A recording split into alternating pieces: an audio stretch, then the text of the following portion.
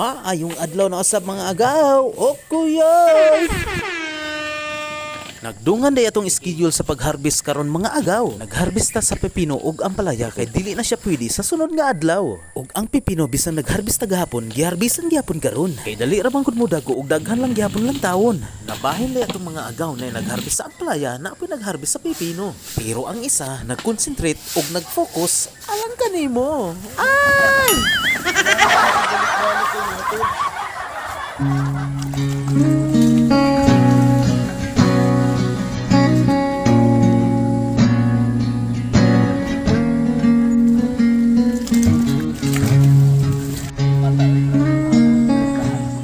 Dahil sa kuano, ni tagihan eh.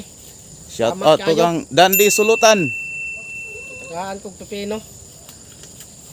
Ang buntag po dahil.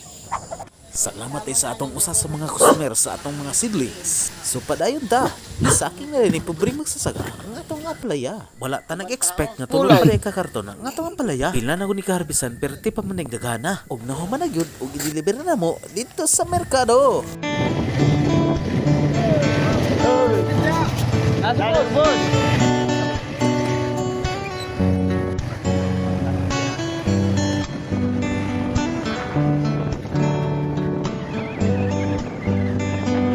Hangtod sa sunod na sab, o kuyoy!